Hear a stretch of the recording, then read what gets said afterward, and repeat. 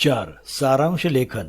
कुणी एखादा विचार विस्ताराने सोदाहरण समजावून दिला किंवा एखाद्याने विशिष्ट आशय मांडला तर आपल्याला त्याचा संक्षेप करता आला पाहिजे. मूळ आशय, विचार किंवा वर्णन मोजक्या शब्दात व्यक्त करता आले पाहिजे. आपले म्हणणे थोडक्यात मांडण्याची किंवा दुसऱ्याने जे म्हटले ते थोडक्यात सांगण्याची अत्यंत गरज आहे. तुम्ही कोणत्याही क्षेत्रात असा, तुम्ही संक्षेपाने विचार मांडण्याची कला आत्मसात केली पाहिजे. मात्र संक्षेप करताना मूळ गाभ्याला धक्का पोचता कामा नये.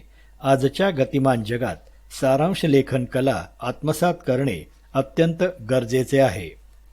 सारांश लेखन म्हणजे मूळ मजकुरांचा संक्षेप करणे होय. असा संक्षेप बिनचूक असायला हवा, तो नेमकेपणाने करता यायला हवा. सारांश लेखन म्हणजे मूलार्थाचे कथन असल्याने हा संक्षेप यथामूल तर असायलाच हवा. शिवाय त्यात मूळ उतार्यात मांडलेल्या विचारांची संगती व क्रम जसाच्या तसा राखलेला हवा. म्हणजेच आपण केलेला सारांश मुद्द्यांना धरून हवा. सारांश लेखन हे मूळ उतार्यातील शब्दसंख्येच्या 1/3 शब्दात करण्याची प्रथा आहे. त्यामुळे सारांश लेखन करताना विद्यार्थ्याने मूळ उतार्यातील व केलेल्या सारांशातील शब्दसंख्येचा निर्देश आपल्या उत्तरात करणे आवश्यक असते. मूळ मजकुरातील प्रतिपादन स्वच्छपणे आणि थोडक्यात सांगता येणे यालाच सारांश लेखन म्हणतात आणि उतार्याच्या पुरेशा आकलनाच्या अभावी हे करता येणे शक्य नसते. आपण वाचतो तो उतारा आपल्याला किती कळला आहे किंवा आपण किती अवधानपूर्वक वाचलेला आहे याची कसोटी म्हणजेच सारांश लेखन. आपण जे वाचतो ते एकाग्रतेने वाचावे, त्यातील विचारांचे आपणास आकलन व्हावे, ते विचार आपल्या शब्दात थोडक्यात मांडता यावेत यासाठी सारांश लेखनाची सवयच पाहिजे. सारांश लेखनाच्या सवयीमुळे एखादा उतारा कसा वाचावा याचे एक प्रकारे प्रशिक्षणच आपण घेत असतो.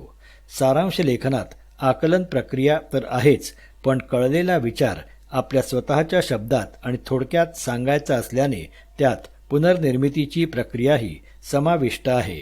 सारांश लेखन हा अंतःस्फूर्तीने येणारा प्रकार नाही. हे एक भाषिक नैपुण्य आहे जे सरावानेच आत्मसात करता येऊ शकते. हे नैपुण्य आत्मसात करण्याचे फायदे पुढील प्रमाणे सांगता येतील. 1. एकाग्रतेने वाचन करण्याची सवय लागते. 2. आपण जे वाचतो त्यातील विचारांचा नेमका वेध घेण्याची सवय लागते. 3. विचार नेटकेपणाने तर्कशुद्ध रीतीने व थोडक्यात व्यक्त करण्याची हातोटी साध्य करता येते. 4. अचूक आणि अविलंब म्हणजे करेक्टली अँड क्विकली विचार करण्याची क्षमता निर्माण होते. सारांश लेखन कसे करावे? 1. उतार्याचे काळजीपूर्वक वाचन. लेखकाने मांडलेला विचार आणि त्या विचारांची त्याने केलेली संगतवार मांडणी लक्षात आली की उतार्याचे काळजीपूर्वक वाचन झाले आहे असे मानण्यास हरकत नाही. 2. उतार्यातील मुद्द्यांचे कच्चे टिपण. कच्चे टिपण करता यावे म्हणून उतार्याच्या दुसऱ्या वाचनाच्या वेळी त्यातील महत्त्वपूर्ण विचार सांगणारे शब्द व शब्दसमूह किंवा वाक्ये अधोरेखित करण्याची सवय ठेवावी. मात्र त्याद्वारे व्यक्त होणारा मुद्दा, तेथील सर्व मजकूर जशाच्या तसा न लिहिता थोडक्यात संक्षेपाने नोंदवावा. 3. सारांशाचे शीर्षक. कच्चा मसुदा तयार करण्यापूर्वी शीर्षक तयार करावे. शीर्षक कळणे म्हणजे उतार्याचे मर्मच कळणे होय. प्रश्नपत्रिकेत सांगितलेले असो वा नसो, आपल्या सारांशाला शीर्षक द्यायलाच हवे. शीर्षकाचे शब्दही सारांशाच्या शब्दसंख्येत धरण्याची पद्धत असल्याने शीर्षक छोटे व सुटसुटीत असणे आवश्यक आहे. 4. सारांशाचा कच्चा मसुदा. आपण तयार केलेल्या कच्च्या टिपणाच्या आधारे, मूळ उतार्यात केलेल्या अधोरेखनाच्या आधारे, मूळ उतार्याचा आधार घेत घेत सारांशाचा कच्चा मसुदा तयार करावा. तो अर्थातच स्वतःच्या शब्दात व उतार्यातील विचार विकासक्रम सांभाळणारा असावा. 5. कच्च्या मसुद्याचे पुनरावलोकन. मूळ उतार्यातील महत्त्वाचा विचार सुटू नये हे जसे खरे, तसेच मूळ उतार्यात नसलेला कोणताही नवा मुद्दा सारांशात येऊ नये. आपले स्वतःचे मत सारांशात येता कामा नये. भाषा विचाराचा ओघ कायम राखणारी व सोपी असावी. सारांशात वाचनीयता व प्रवाहित्व असावे. या सर्वांसाठी सारांशाच्या कच्च्या मसुद्याचे पुनरावलोकन करणे आवश्यक आहे. सारांशाची शब्दसंख्या 1/3 राखणेही पुनरावलोकनामुळे शक्य होते. 6. अंतिम सारांश लेखन. कच्च्या मसुद्यात योग्य ते बदल केल्यानंतर 1/3 शब्दसंख्या मर्यादित झाल्यानंतर सारांशाचे पक्के लेखन करावे. तत्पूर्वी मधोमध शीर्षक लिहून ते अधोरेखित करावे. मूळ उतार्याचे कितीही परिच्छेद असले तरी सारांश मात्र एकाच परिच्छेदात करायचा असतो. सारांशाचे शेवटी कंसात त्याची शब्दसंख्या स्पष्टपणे नोंदवावी. सारांश लेखनासाठी काही मार्गदर्शक सूचना. क. मूळ उतार्यातील अवतरण चिन्हातला मजकूर मुळात आहे तसा न ठेवता निवेदनात्मक पद्धतीने संक्षेपाने लिहावा. उदाहरणार्थ, मूळ वाक्य सुभाषबाबूंनी घोषणा केली की तुम्ही मला रक्त द्या, मी तुम्हाला स्वातंत्र्य देईन. सारांश. सुभाषबाबूंनी रक्ताच्या बदल्यात स्वातंत्र्य देण्याची घोषणा केली. ख. मुद्द्यांच्या स्पष्टीकरणासाठी लेखकाने केलेला विस्तार गाळावा लागतो. उदाहरणार्थ, मूळ वाक्य कालच्या सभेला प्रचंड गर्दी जमली होती. अशी गर्दी एखाद्या सभेला यापूर्वी कधीही लोटली नव्हती, झाली नव्हती. सारांश. कालच्या सभेला अपूर्व गर्दी झाली होती. ग. वाचकांच्या मनावर आपला मुद्दा बिंबविण्याच्या दृष्टीने लेखकाने वापरलेली विशेषणे सारांशात गाळावी लागतात. उदाहरणार्थ, मूळ वाक्य आगरकरांना पुण्यातल्या सनातीन लोकांनी असा त्रास दिला, त्यांचा असा छळ केला, त्यांची इतकी अडवणूक केली की काही विचारू नका. सारांश. आगरकरांना पुणेकर सनातन्यांनी खूप छळले. घ. उतार्यातील विचारांशी संबंधित नसणारा किंवा विषयाशी संबंधित पण अवांतर स्वरूपाचा मजकूर सारांश लेखनात गाळावा. उदाहरणार्थ, मूळ वाक्य गुरुजींना 2दा हृदयविकाराचा झटका येऊनही एकदा गेल्या महिन्यात मुंबईला परिषदेला गेले होते तेव्हा आणि दुसऱ्या वेळेस पाचगणीला थोरल्या काकांच्याकडे दिवाळीला गेले होते तेव्हा ते सरळ 3 जिने चढून आले व माझे त्यांनी अभिनंदन केले. सारांश. हृदयविकाराचा त्रास असूनही गुरुजी माझे अभिनंदन करण्यासाठी 3 जिने चढून आले. च. लेखकाच्या शैलीदार लेखनाचा भाग म्हणून कित्येकदा दृष्टांताची मालिका येते किंवा एकच मजकूर वेगवेगळ्या प्रकारे लिहिला जातो. त्याचा संक्षेप करणे आवश्यक असते. उदाहरणार्थ, मूळ वाक्य ज्यांचे ओठ पिळले तर अजून दूध बाहेर येईल, ज्यांच्या जीवनकणिका अद्याप विकसित झाल्या नाहीत, ज्यांच्या स्वरातले कोवळेपण अजूनही हरवलेले नाही, अशी छोटी छोटी मुले रिमांड होममध्ये पाहून मला वाईट वाटले. सारांश. कोवळ्या वयातील मुले रिमांड होममध्ये पाहून वाईट वाटले. छ. उतार्यातील मिश्र किंवा संयुक्त वाक्यांचा आशय वाक्यसमूहाचा आशय शक्यतो एकाच साध्या वाक्यात लिहावा. उदाहरणार्थ, मूळ वाक्य टिळक भक्त गोखल्यांना बरे पाहत नसत. गोखल्यांचे काहीही निघो, त्यांचे याविषयी बोलणे तर थोडे तरी कडवट असायचेच. गोखल्यांचे साधे नाव जरी निघाले तरी यांच्या कपाळावर आठ्या चढायच्या. सारांश. टिळक भक्तांच्या मनात गोखल्यांबद्दल अप्रीती होती. ज. शैलीचा भाग म्हणून लेखनात विविध प्रकारची म्हणजे प्रश्नवाचक, उद्गारवाचक, आज्ञार्थी इत्यादी वाक्यरचना येत असली तरी सारांश मात्र विधानार्थी वाक्यातच असावा. उदाहरणार्थ, मूळ वाक्य केवढी ही घृणास्पद घटना, अशा घटनांना आळा नको का बसायला. सारांश. अशा घृणास्पद घटनांना आळा बसायला हवा. झ. उतार्यात विचारांची पुनरावृत्ती असल्यास ती गाळावी. ट. अनेक शब्दांसाठी एका शब्दाचा वापर करणे श्रेयस्कर असते. उदाहरणार्थ, मूळ वाक्य गावच्या पातळीवर, तालुक्याच्या पातळीवर, जिल्हा पातळीवर आणि राज्याच्या पातळीवर हे काम व्हायला हवे. सारांश. गाव ते राज्य या पातळ्यांवर हे काम व्हायला हवे. मूळ वाक्य ती कमळासारखे नेत्र असलेली स्त्री पहा. सारांश. ती कमलाक्षी पहा. नमुना सारांश लेखन व चर्चा. उतारा क्रमांक 1. मनुष्य हा समाजप्रिय प्राणी आहे असे शास्त्रज्ञ सांगतात. काही शास्त्रज्ञांच्या मते तर समाज करून राहण्याची प्रवृत्ती ही मानवाच्या उपजत प्रवृत्तींपैकीच एक प्रवृत्ती आहे. मनुष्याला समाज करून राहणे आवडते इतकाच याचा अर्थ असेल तर या विधानाला हरकत घेण्याचे कारण नाही.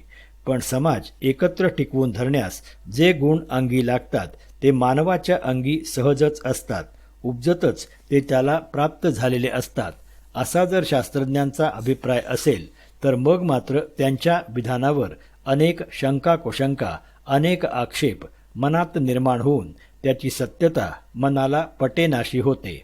आतापर्यंतच्या मानवाच्या चरित्राकडे पाहिले तर स्वार्थ, मत्सर, अहंभाव, संकुचित दृष्टी इत्यादी गुणांमुळे माणसाची स्वभावतःच विघटनाकडे प्रवृत्ती असते आणि संघटना घडवण्यासाठी त्याला अनंत प्रयत्न करावे लागतात. जीवाचा आटापिटा करावा लागतो आणि इतकेही करून पुष्कळ वेळा अपयशच पदरी येते असे दिसते. अनेक कारणांमुळे छिन्न-भिन्न विघटित झालेल्या समाजात संघटित करून त्याला स्वधर्म, स्वदेशी यांची सेवा करण्यास प्रवृत्त करणारा मनुष्य हा महापुरुष ठरतो. त्याला लोक विभूती समजतात. इतकी संघटना ही गोष्ट इतिहासात दुर्मिळ असलेली दिसते. मानवी संघटितपणाकडे स्वभावतःच प्रवृत्ती असती तर असे झाले नसते. ती निर्माण करणाऱ्या नेत्याला असल्या अलौकिक पदव्या कोणी दिल्या नसत्या. तेव्हा मनुष्याला समाजात राहणे आवडते हे खरे असेल आणि अशा राहण्याने आपले संरक्षण होते, आपल्या मनाचा, बुद्धीचा, कार्यक्षमतेचा व एकंदर गुणांचा विकास होतो हेही त्याला कळत असेल. पण ज्या समाजात आपण राहतो व ज्याच्यामुळे आपला सर्व प्रकारे फायदा होतो तो समाज संघटित आणि बलिष्ठ करण्याकडे मनुष्याची स्वभावतःच प्रवृत्ती असते हे म्हणणे इतिहासाला मान्य होईल असे वाटत नाही आणि हीच मानवी जीवनातील मोठ्या दुःखाची गोष्ट आहे. शब्दसंख्या 236. या वेचात लेखकाला सामाजिक जीवन जगण्याची माणसाची प्रवृत्ती उपजत नसून तिच्यासाठी खूप प्रयत्न करावे लागतात या गोष्टीकडे लक्ष वेधायचे आहे. सबंध वेचाचा सूर पाहता सामाजिक जीवनाची कष्टसाध्यता असे शीर्षक देणे योग्य ठरेल. या वेचात लेखकाने पुढील मुद्दे मांडले आहेत. 1. मनुष्य हा समाजप्रिय प्राणी आहे ही व्याख्या.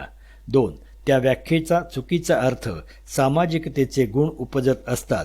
3. तिचा खरा अर्थ मनुष्याला सामाजिक जीवन आवडते. 4. इतिहासावरून निष्पन्न होणारी गोष्ट माणसाची विघटनाकडेच उपजत प्रवृत्ती. 5. संघटित जीवनाची दुर्मिळता. अ. संघटित जीवनासाठी कष्ट पडतात. आ. त्यात अपयशही येते. ई. समाज संघटक थोर पुरुष ठरतात. 6. संघटित जीवनाचे फायदे. 7. तरी पण संघटितपणा ही उपजत प्रवृत्ती नाही ही दुःखकारक गोष्ट. आता या मुद्द्यांवरून लक्षात येईल की वेचातील जवळजवळ सगळे मुद्दे आपण नोंदवलेले आहेत. या मुद्द्यांच्या साहाय्याने आपल्याला सुमारे 80 शब्दापर्यंतचा एक परिच्छेद लिहायचा आहे. तो पुढील प्रमाणे होईल. शीर्षक सामाजिक जीवनाची कष्टसाध्यता. मनुष्य समाजप्रिय प्राणी आहे याचा अर्थ सामाजिक जीवनाची माणसाला आवड आहे एवढाच आहे. सामाजिक जीवनाची प्रवृत्ती माणसाच्या ठिकाणी उपजत असल्याचे आजपर्यंतच्या इतिहासावरून दिसत नाही. स्वार्थ, अहंभाव, संकुचितता या गुणांमुळे विघटनाकडेच माणसाची उपजत प्रवृत्ती असल्याचे दिसते. संघटित जीवन जगण्यासाठी त्याला खूप आटापिटा करावा लागतो. त्यात बऱ्याच वेळा अपयशही येते. समाजाची संघटना करणारे महापुरुष ठरतात. यावरून संघटित जीवन किती दुर्मिळ आहे हे लक्षात येते. संघटित जीवनाचे फायदे असले तरी माणसाची त्याकडे उपजत प्रवृत्ती नसते ही गोष्ट दुःखकारक आहे. चर्चा. 1. कोणत्याही वेचाचा सारांश करण्यापूर्वी मुद्दे काढणे किती आवश्यक असते हे वरील सारांशावरून लक्षात येईल. त्यामुळे मूळ वेचातील पसरटपणा, पाल्हाळ आपोआप कमी होऊन आपला सारांश बंदिस्त करता येतो. वरील वेचातील पाल्हाळ सारांशात कसा कमी केला आहे हे दोन्ही नमुने समोरासमोर ठेवून पाहता येईल. मूळ उतारा. सारांश. मनुष्य हा पासून पटेनाशी होते पर्यंत 81 शब्द. मनुष्य पासून इतिहासावरून दिसत नाही पर्यंत 24 शब्द. 2. संघटित जीवनाचे फायदे म्हणून मूळ वेचात एक लांबलचक यादी दिली आहे. आपल्या मुद्द्यात त्या यादीने भर पडत असल्याने सारांशात ती सर्व यादी गाळली आहे. 3. पण ज्या समाजातील पासून असे वाटत नाही पर्यंतच्या वाक्यातील आशय पुनरावृत्त झालेला आहे तो आतापर्यंतच्या मानवी चरित्राकडे इत्यादी वाक्यात व्यक्त झालेला आहे. त्यामुळे सारांशामध्ये त्या वाक्याची दखल घेतलेली नाही. उतारा क्रमांक 2.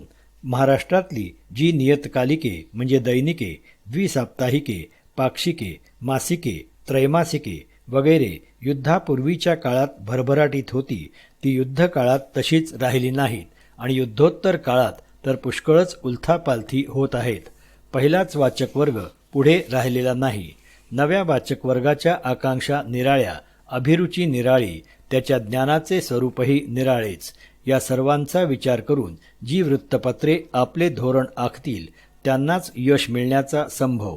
परक्या ब्रिटिश सत्तेशी संग्राम हा एकच विषय गेल्या स्वातंत्र्यपूर्व काळात हिंदी पुढाऱ्यांपुढे प्रामुख्याने होता.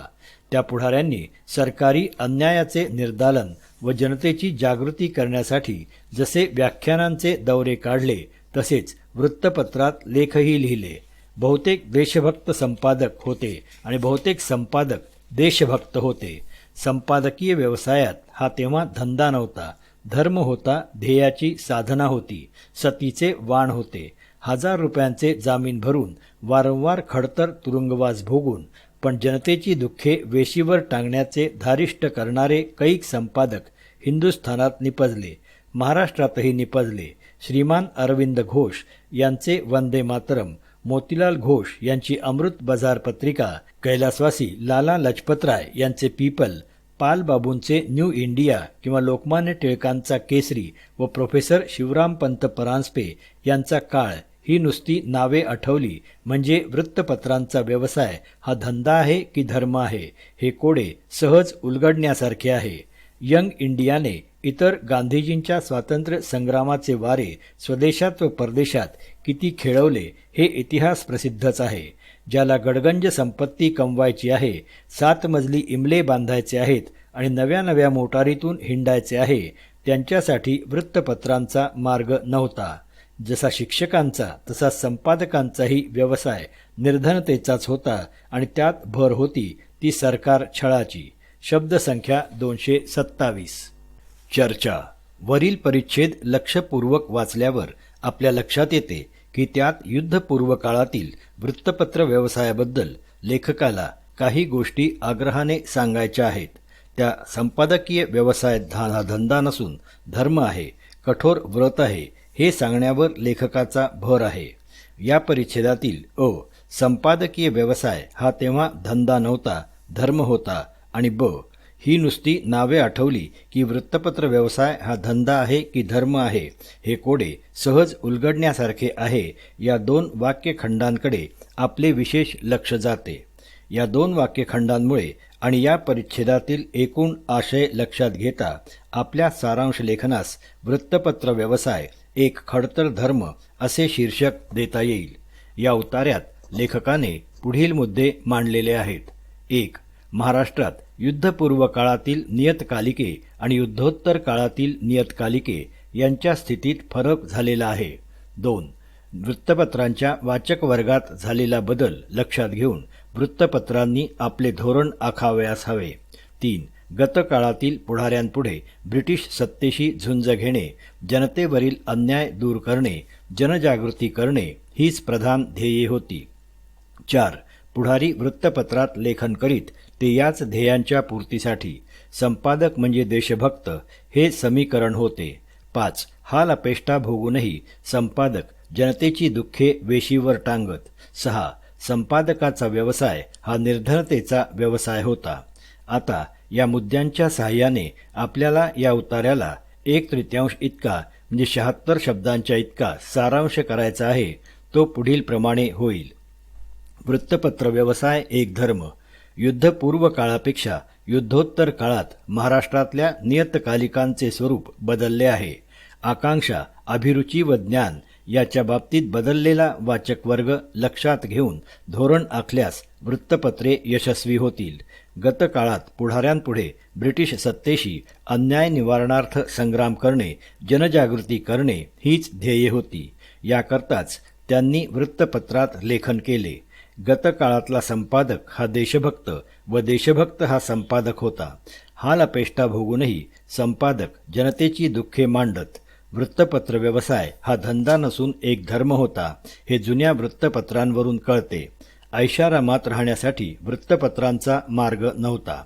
संपादकांचा व्यवसाय निर्धनतेचा आणि सोशिकतेचा होता. शब्द संख्या 80. चर्चा. मूळ उतार्याच्या पहिल्या वाक्यातील नियतकालिके या पदाचा म्हणजे दैनिक, द्विसाप्ताहिके, साप्ताहिके, पाक्षिक, मासिके, त्रैमासिक वगैरे असा जो विस्तार आलेला आहे तो गाळलेला आहे.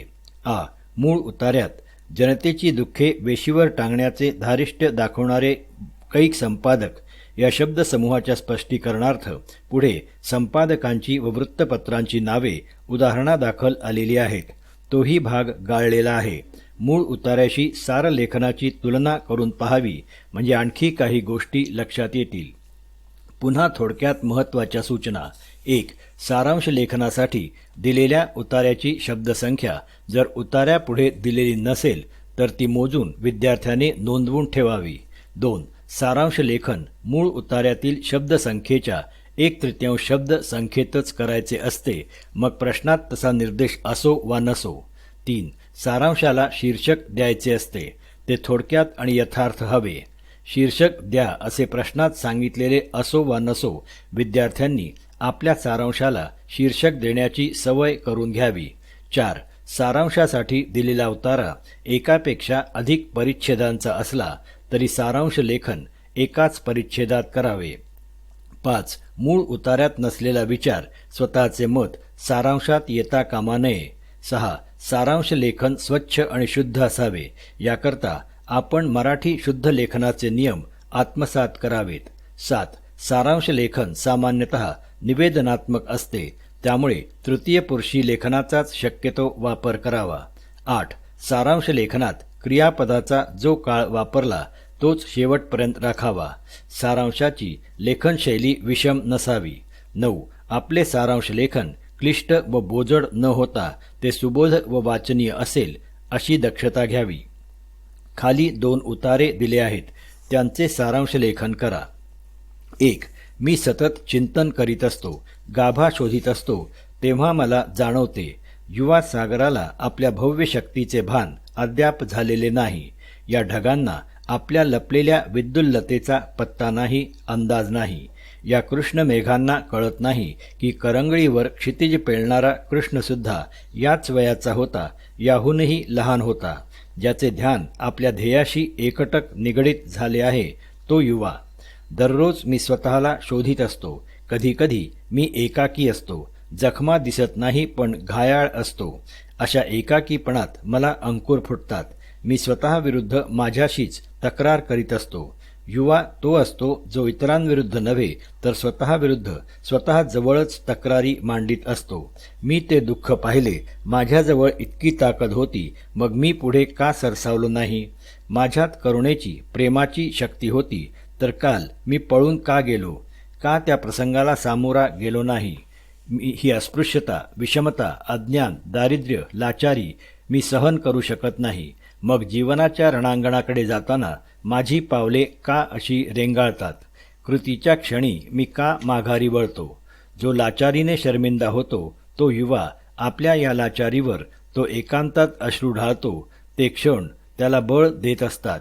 अगतिकच्या पलीकडे झेपावण्याचे उषक्कालापूर्वी घनदाट अंधकार जरूर असतो, पण प्रभातकाल सन्निध असल्याची चाहूल तो अंधार देत असतो. युवा तो जो जगातले अंधारलेले कोपरे उजळवतो, त्याचबरोबर आपल्या हृदयातला कोपराही दीप्तिमान करतो. परिस्थितीचे लगाम खेचून जो तिला काबूत आणतो तो युवा. पण साहसालाही एक अट असते, लक्ष्मण रेषा आखण्याची. तरुणाईने आपल्या जीवनात ही लक्ष्मण रेखा आखून घेतली नाही, म्हणून ही शक्ती विध्वंसनात, उलथापालथीत कामी येत आहे. आपल्या युवा शक्तीला त्यांनी योग्य रस्त्यावर हाकारले नाही. कधीकधी छोट्या छोट्या प्रकल्पात, कार्यक्रमात, इवल्याशा क्रांतीत ती तो उधळून टाकतो. पण चहाच्या किटलीतल्या वाफेने जनतेचे रथ चालत नसतात. आजची युवा पिढी आहे केवळ स्पेक्टेटर जनरेशन, प्रेक्षक पिढी, देखू पिढी. ती केवळ पाहते आहे कोठे कशी क्रांती कधी घडून येते. जेथे बांधून घ्यावे लागेल, कार्यमग्न व्हावे लागेल असे राजकारण तिला नको. कार्यक्रम असा असावा की ज्यात बांधिलकी म्हणजे कमिटमेंट सुद्धा असावी आणि सहभागही म्हणजे इन्व्हॉल्वमेंट सुद्धा असावी. जेव्हा कोणी युवक माझ्याकडे स्वाक्षरी मागायला येतो तेव्हा मी हैराण होतो. युवक तो आहे जो इतरांपासून संदेश वा स्वाक्षरी मागित नसतो. तो घटनांवर आणि क्षणांवर आपली स्वाक्षरी उमटवतो.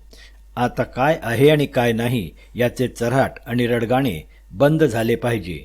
ही पिढी अशी आहे, हा धर्म असा आहे, सोडून द्या या गोष्टी. धर्माने दुनियेचे भले होईल यावर भरोसा ठेवायची तुमच्यावर कोणी सक्ती तर नाही ना केली. आपसात वैर करावे असे धर्म सांगत नाही, पण त्याच्याच नावावर झगडे होत आहेत. 2. काय स्थित्यंतर घडवले बुद्धाने? कोणते नवचैतन्य त्याने नरनारीला दिले? कोणते सत्य त्याने लोकांना सांगितले की त्याच्यामुळे घरादाराचा त्याग करून सुखी संसारी माणसे देखील संन्यासी जीवन अंगीकारायला सिद्ध झाली? जन्म, व्याधी, जरा आणि मृत्यू यात जे दुःख भरले आहे त्याच्या प्रत्ययातून बुद्धाने आर्य सत्य साकारले आहे. अनेकांनी गौतम बुद्ध हा दुःखाचा उद्गाता, निराशेचे तत्वज्ञान गाणारा म्हणून त्याला ठपका दिलेला आहे. पण जरा मान वर करा आणि बघा त्या बुद्धमूर्तीकडे. ती काय निराशेचे प्रतीक आहे? नाही नाही, सनातन आशेचे चिरकोमल हास्य या मूर्तीच्या ओठावर फुललेले आहे. काळाला ते कधीही पुसता येणार नाही. त्या मूर्तीचे नेत्र अर्धे उघडे अर्धे मिटलेले आहेत. नुकतेच उमलणारे कमल कोटक असावे तसे त्या कळ्यांप्रमाणेच त्याच्या नेत्राची पुटे भरीव आहेत, गंभीर आहेत आणि स्थिरही आहेत. कळीचे फूल होते, पण इथे तर पूर्ण विकसित पुष्पाची अर्धस्फुट कळी झाली आहे. नवविकसन आणि विनाश या दोन्ही अवस्थांच्या आंदोलनांना आणि कल्पनांना स्थिर रूप देऊन बुद्धाच्या नेत्रांनी एका नव्याच अस्फुट दृष्टीने माणसाला जगाकडे पाहायला शिकवले. संसारात हजार सुखे असली तरी त्यात हजार भये देखील आहेत. संसारच क्षणभंगूर आहे आणि अनंत अशा सुखाची आशाच नाही. त्यात देव नाही आणि वेदासारखी वचनेही तुम्हाला त्या दुःखातून तारू शकणार नाहीत. मग माणसाला तारते ते काय? माणसाला तारून नेतो त्याचा आत्मप्रत्यय, त्याची विश्वाबद्दलची सत्य भावना, चराचराबद्दल व्यक्तिनिरपेक्ष प्रेम. हीच मानवी जीवनाच्या सार्थकतेची खूण.